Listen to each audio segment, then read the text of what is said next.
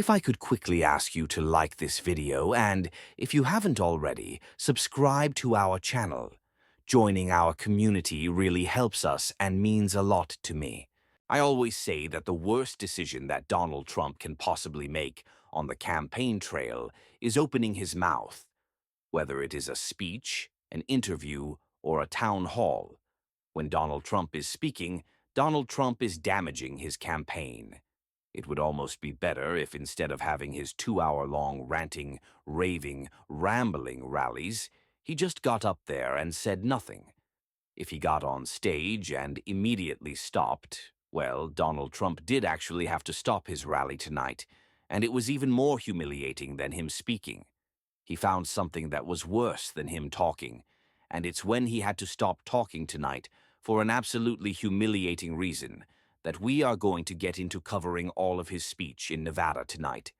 But before we do, if I could quickly ask you to leave a like on this video, and if you haven't already, to hit that subscribe button and join the community that we are building on this channel. It really goes a long way in supporting us and means the world to me.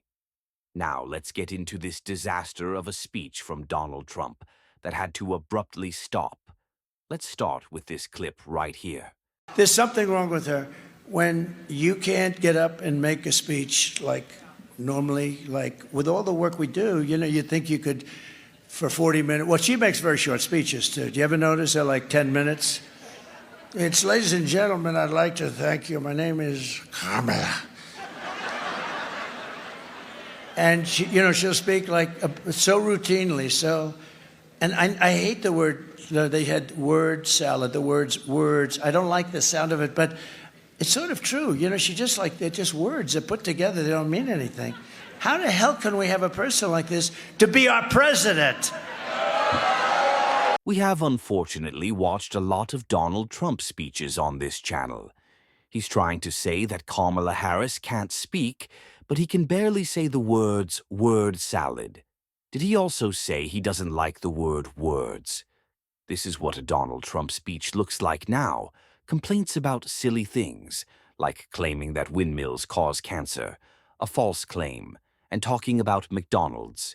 He's living in an alternate reality, and now it seems more strange than ever.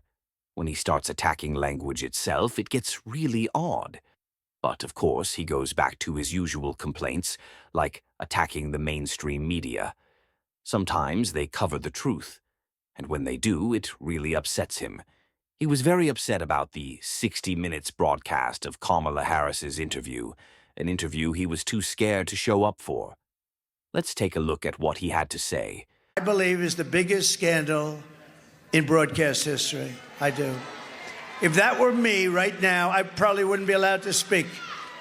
They'd have me tied up someplace like, sir, would you come this way, please? The biggest scandal in broadcasting history was Kamala Harris sitting down with 60 Minutes. What was Donald Trump so upset about? Was it because she gave an interview? Because she can clearly explain her policies? Because she can talk about important issues? Something he seems too afraid to do. He also seems too afraid to share the stage with her. There's a lot of fear, projection, insecurity, and anger from Donald Trump, which just makes him ramble even more. But of course, he has excuses for his rambling and tries to explain why he goes off on tangents, even though he does it poorly. So then instead of 4 sentences that are perfect, it's 1 sentence that proceeds back, and all of a sudden, I used to say to him, why did you cut the hell out of my paragraph? I do the weave, right? Always a weave, right? And always end up in the right location. But I said, why did you do that 60 minutes? I am not insane, screams the old man into the wind, talking about his high-minded style of speaking. What an incredible act Donald Trump puts on. But I don't think anyone believes him, and I think he's just embarrassing himself. As I mentioned at the start of the video, that's not the only issue with Donald Trump and his use of language. He got into a bit of a problem because part of his stage fell onto the projector for his teleprompter, forcing him to abruptly stop his rally. Before we talk about it more, let's check out the clip. Hawaii for Trump! Hawaii for Trump! California for Trump! My teleprompter people do a great job. Thank God I don't use teleprompters too much. These people, they do a great job. No, I look at the teleprompter's totally gone. I say, what the hell happened? The sign fell on top of it. So, the man who keeps saying he doesn't need a teleprompter had to stop his rally to fix a sign on his teleprompter because he needs it to keep going. Right after that, he claims he doesn't need one. This is Donald Trump in a nutshell. I don't need something, yet he completely stops his rally to fix it because he can't continue without it. It shows how insecure and childish he is. Everything he accuses others of is really a reflection of himself. Last night, he lied and said that Kamala Harris needed a teleprompter during her town hall. That's not true, but clearly, he needs one. It's just humiliating, and it got worse during the speech when Donald Trump said this. These are the people that we have coming into our country, and we're now known as, and all throughout the world, as an occupied country. We're an occupied country, can you believe? The fear-mongering just keeps getting more disgraceful. He talks about an occupied country. Who is he talking about? In a previous video, we discussed Donald Trump's plan for mass deportation, and he can't explain what that really means. He can't say how immoral or harmful it would be. All he can do is yell, complain, and spread lies, like he did right here. We had the most successful country in the history of in our history. We never had, and probably in the history of the world, we had never had a period of time like this. Was the most successful country in history during the COVID pandemic? Was it during the economic failure you left behind that President Biden and Vice President Harris had to fix? I don't really remember any successes from the Trump presidency. If I were a billionaire who got a huge tax cut, maybe I'd see that as a success, but it wasn't. Donald Trump wasn't just lying about that. He was also lying about Democrats in the Senate. Of course he was, as you can see in this clip right here. Or you're going to have somebody in office that's going to destroy your country. You also need to defeat your disastrous radical Democrat Senator Jackie Rosen and elect a great patriot to defend your Washington values and your values in Reno. Although, I don't know, Reno, can I talk about great values in Reno? Yeah, I think I can. I'm not sure if everybody's going to believe that one, but I believe it. I know a lot of great people from Reno. We have values and all different values, and you have great values here. Jackie Rosen is a disaster. She votes virtually 100% of the time. Originally, Jackie Rosen is running in one of the most important races this cycle, but she isn't the only Democrat getting under Donald Trump's skin.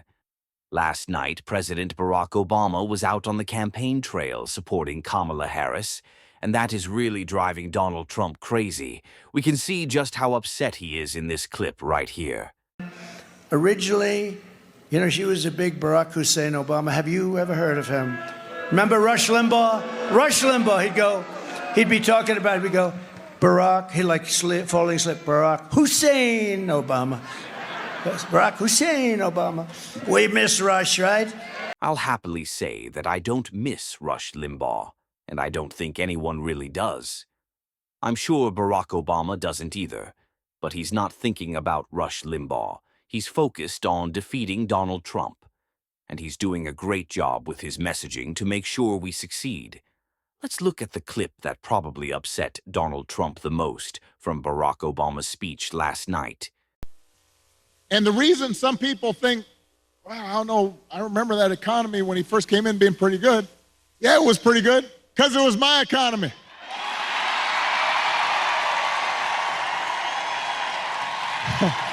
We had 75 straight months of job growth that I handed over to him.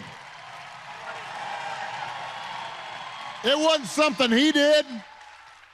I had spent 8 years cleaning up the mess that the Republicans had left me the last time. So just in case everybody has a hazy memory, he didn't do nothing. accept those big tax cuts. Donald Trump was an economic disaster at both the beginning and end of his presidency, and he's become even more out of touch now. Do we really want to put that guy in power? The answer is no, it's clearly no, and it always will be no.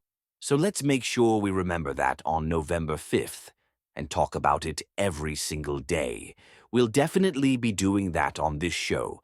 If you want to support us, please hit that subscribe button and leave a like on this video. And if you made it to the end, drop a blue heart in the comments. Until next time, I'll see you soon.